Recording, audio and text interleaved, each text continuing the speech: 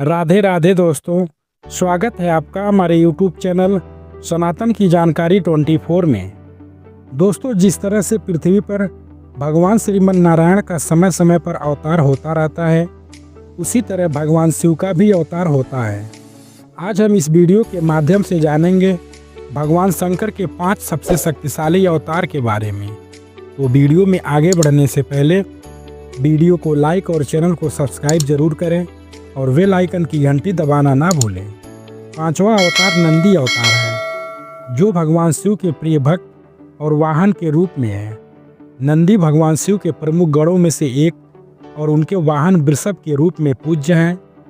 शिव पुराण के अनुसार नंदी स्वयं भगवान शिव का अवतार माने जाते हैं, जो धर्म, भक्ति और निष्ठा के प्रतीक हैं। नंदी की उपासना भगवान शिव की भक्ति और आध्यात्मिक ज्ञान प्राप्त करने का मार्ग प्रशस्त करती है। प्राचीन समय में ऋषि शिलाद तपस्वी और महान विद्वान थे।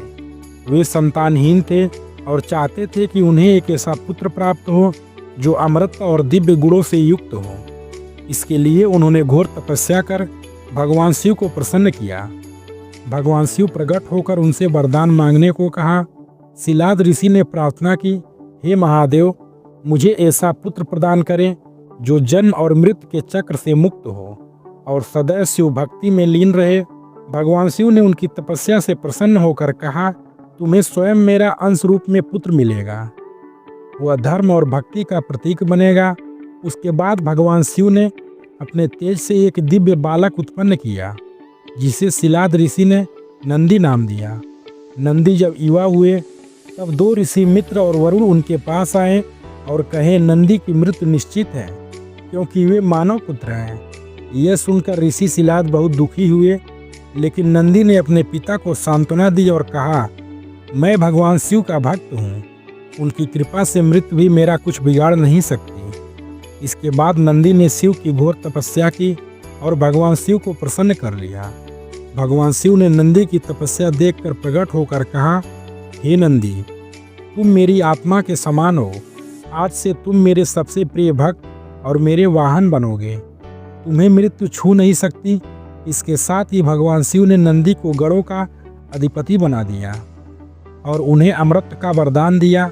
नंदी भगवान शिव के सबसे प्रिय सेवक और उनके द्वारपाल हैं। जब भी कोई शिव भक्त शिव के दर्शन करने जाते हैं तो पहले नंदी महाराज के कान में अपनी प्रार्थना कहते हैं, क्योंकि माना जाता है कि नंदी उसे सीधे भगवान शिव तक पहुंचाते हैं। नंदी केवल एक वाहन नहीं, बल्कि धर्म, निष्ठा और भक्ति के प्रतीक हैं। उनकी जीवन शैली और उनके गुण यह सिखाते हैं कि एक सच्चे भक्त को अपने ईश्वर के प्रति पूर्ण समर्पण रखना चाहिए। नंदी केवल एक बलशाली गण नहीं, बल्कि शिव ज्ञान और शास्त्रों के भी ज्ञाता हैं। कहा जाता है कि शिव तत्व, योग और तंत्र मंत्र का ज्ञान सबसे पहले नंदी को प्राप्त हुआ था। भगवान शिव का चौथा अवतार हनुमान अवतार है। यह अवतार भक्ति, शक्ति और सेवा भाव का प्रतीक है। भगवान हनुमान को भगवान शिव का 11वां रुद्रावतार माना जाता है।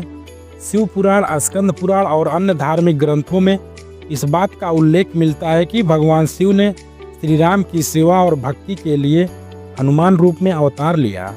हनुमान जी केवल भक्ति और पराक्रम के देवता ही नहीं, बल्कि समर्पण, भक्ति, ज्ञान और अटूट विश्वास के प्रतीक हैं। त्रेता युग में एक बार स्वर्गलोक में एक अप्सरा अंजना ने भगवान शिव की घोर तपस्या की।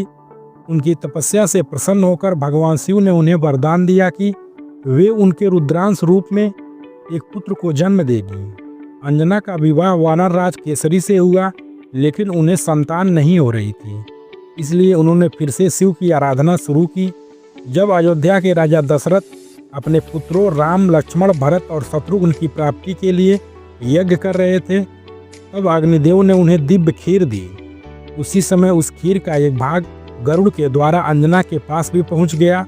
जैसे ही अंजना ने वह खीर ग्रहण की, उनके गर्भ से हनुमान जी का जन्म हुआ। कहा जाता है कि पवन देव ने इस प्रक्रिया में महत्वपूर्ण भूमिका निभाई, इसलिए हनुमान जी को पवन पुत्र भी कहा जाता है। जब माता पार्वती ने भगवान शिव से पूछा कि वे स्वयं विष्णु के अवतार श्री राम की सेवा कैसे करेंगे, तब शिव जी ने कहा, राम अवतार में मैं उनके महान सेवक के रूप में प्रकट होकर उनकी भक्ति करूंगा। इसी कारण भगवान शिव ने हनुमान जी का अवतार लिया। तुलसीदास कृत रामचरितमानस में उल्लेख भी मिलता है। रामचरितमानस में तुलसीदास जी ने हनुमान जी को भगवान शिव का अंशा अवतार बताया है। शंकर सुवन केसरी नंदन तेज प्रताप महाजगवंदन, जिसका अर्थ है हनुमान जी भगवान शंकर के स्वरूप और केसरी के पुत्र हैं। उनकी महिमा संपूर्ण जगत में पूजनीय है। महाभारत के भीष्म पर्व में भगवान श्री कृष्ण अर्जुन से कहते हैं, हनुमान भगवान शंकर के अवतार हैं जो राम भक्त के रूप में प्रकट हुए हैं। बचपन में हनुमान जी को इतनी शक्ति प्राप्त थी कि उन्होंने सूर्यदेव को एक लाल फल समझकर निगल लिया था। इस कारण संपूर्ण सृष्टि में अंधेरा हो गया। तब इंद्रदेव ने वज्र से प्रहार किया, जिससे हनुमान जी को मूर्छा आ गया। तब पवन देव ने क्रोधित होकर संपूर्ण ब्रह्मांड में वायु प्रवाह रोक दिया। सभी देवताओं ने मिलकर हनुमान जी को होश में लाया और उन्हें अमरता एवं असीम शक्तियों का वरदान दिया। हनुमान जी को कई देवताओं से अद्भुत वरदान मिले। जैसे ब्रह्मा जी से वरदान मिला कि उन्हें किसी पास में बाधा नहीं जा सकता और ना ही किसी अस्त्र शस्त्र से मारा जा सकता है। विष्णु जी से वरदान मिला कि वे अजय और अवध होंगे। इंद्रदेव से वरदान मिला उनका शरीर वज्र के समान कठोर होगा। अग्निदेव से वरदान मिला कि अग्नि उन्हें कभी जला नहीं सकती। वरुण देव से वरदान मिला कि हनुमान कभी जल में डूब नहीं सकते। यमराज से वरदान मिला कि मृत्यु उन पर कोई प्रभाव नहीं डालेगी। पवन देव से वरदान मिला कि वे अपनी इच्छा अनुसार गति से कहीं भी जा सकते हैं। भगवान शिव का तीसरा अवतार अर्धनारीश्वर अवतार है, जो शिव और शक्ति का अद्वितीय स्वरूप है। अर्धनारीश्वर भगवान शिव का एक अद्भुत और दिव्य अवतार है, जिसमें वे आधा शरीर पुरुष यानी शिव और आधा शरीर स्त्री यानी शक्ति के रूप में प्रकट होते हैं। ये अवतार स्त्री और पुरुष के समानता, सृजन और संतुलन का प्रतीक है। भगवान शिव और माता पार्वती का यह संयुक्त स्वरूप हमें यह सिखाता है कि इस सृष्टि में पुरुष और स्त्री एक दूसरे के बिना अधूरे हैं। अर्धनारीश्वर का रूप यह दर्शाता है कि संपूर्ण ब्रह्मांड का अस्तित्व तभी संभव है जब शक्ति और शिव एक साथ हों। पुराणों के अनुसार एक बार महर्षि भृगु और नारद मुनि ने भगवान शिव से एक प्रश्न किया, हे महादेव, यह सृष्टि पुरुष प्रधान है या स्त्री प्रधान? भगवान शिव मुस्कुराए और उत्तर दिए, इस सृष्टि में न तो पुरुष प्रधान है और न ही स्त्री प्रधान। स्त्री और पुरुष दोनों एक दूसरे के बिना अधूरे हैं। सृष्टि का संतुलन दोनों के सामंजस्य से ही संभव है। लेकिन भृगु ऋषि और नारद मुनि इस उत्तर से पूरी तरह संतुष्ट नहीं हुए। तब भगवान शिव ने अपने दिव्य शक्ति का प्रयोग किया और स्वयं को अर्धनारीश्वर के रूप में प्रकट किया। इस रूप में शिव का दायां भाग पुरुष रूप में था। वे जटाधारी, त्रिशूल और तेजस्वी थे। शक्ति यानी कि पार्वती का बायां भाग स्त्री रूप में था। वे सौंदर्य, करुणा और सृजन शक्ति से युक्त थी। यह रूप देखकर ऋषि भृगु और नारद मुनि समझ गए कि संपूर्ण ब्रह्मांड का संतुलन स्त्री और पुरुष दोनों के मेल से ही संभव है। एक अन्य कथा के अनुसार जब सृष्टि की रचना हो रही थी, तब भगवान ब्रह्मा केवल पुरुषों को ही उत्पन्न कर रहे थे। लेकिन यह देखकर उन्हें समझ आया कि सिर्फ पुरुषों से सृष्टि का विस्तार संभव नहीं है। तब उन्होंने भगवान शिव से इस समस्या का समाधान मांगा।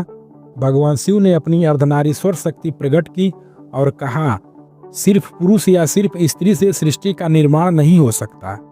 जीवन को आगे बढ़ाने के लिए दोनों का संतुलन आवश्यक है। ब्रह्मा जी को यह सत्य समझ में आया और उन्होंने स्त्रियों को भी उत्पन्न की, जिससे सृष्टि का निर्माण हुआ। भगवान शिव का दूसरा अवतार भैरव अवतार है। भगवान शिव के अनेक अवतारों में भैरव अवतार को अत्यधिक शक्तिशाली, उग्र और रहस्यमय रूप से माना जाता है। भैरव भगवान शिव का वह स्वरूप है जो अधर्म, अन्याय और पाप का नाश करने के लिए प्रकट हुए। भैरव का अर्थ है भय को दूर करने वाला।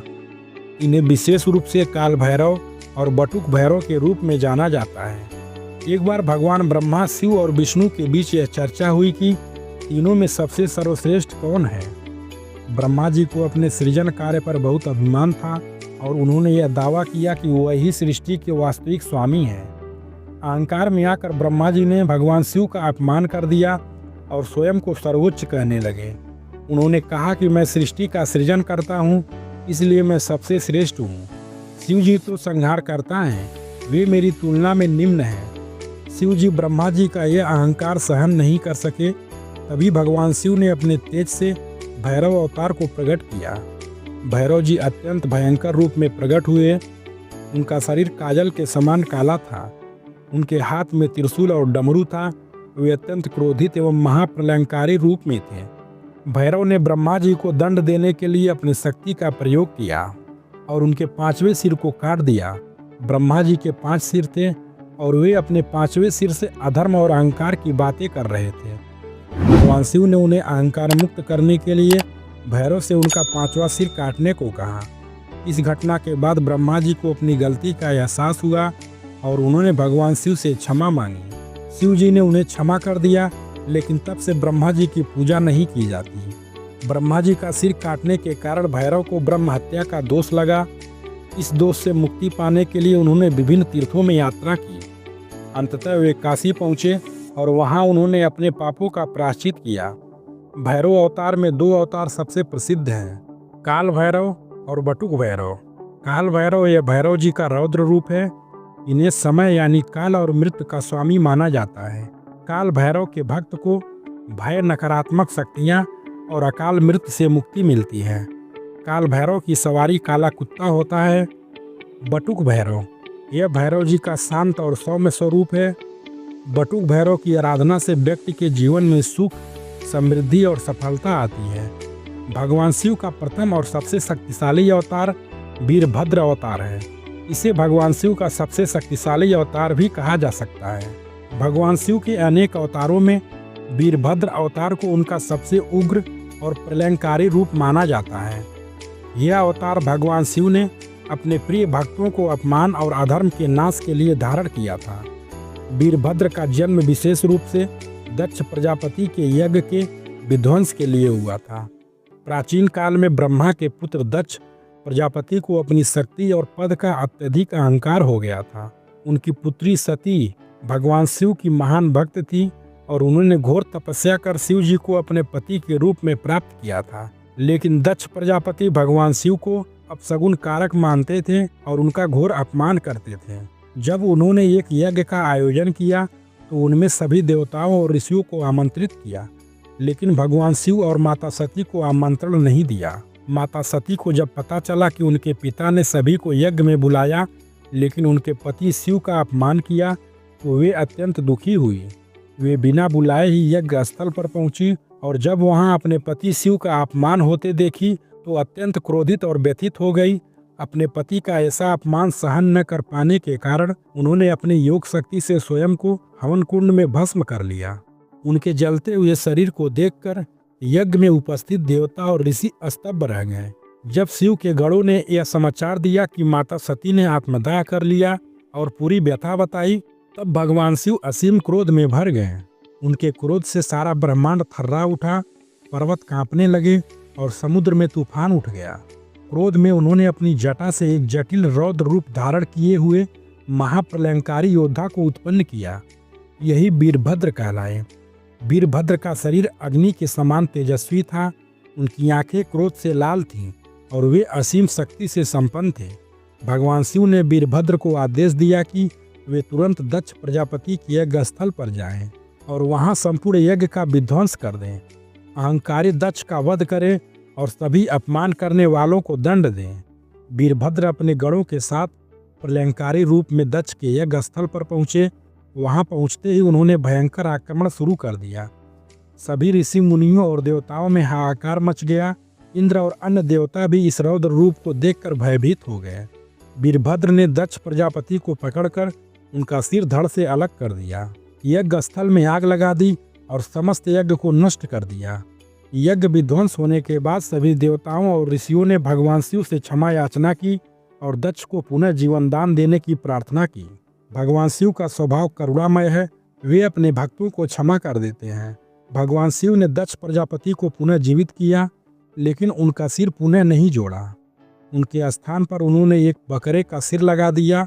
इसके बाद दक्ष प्रजापति को अपने अहंकार का भान हुआ और उन्होंने भगवान शिव से क्षमा मांगी। भगवान शिव ने उन्हें क्षमा कर दिया और यज्ञ को पूर्ण करने की अनुमति दी। दोस्तों, ये था भगवान शिव के 5 सबसे शक्तिशाली अवतार और इसी तरह सनातन धर्म के बारे में जानकारी चाहते हैं तो कृपया हमारे वीडियो को लाइक और चैनल को सब्सक्राइब अवश्य करें और बेल आइकन की घंटी जरूर दबाएं। राधे राधे मित्रों, मिलते हैं आपसे अगले वीडियो में। तब तक के लिए जय श्री राम।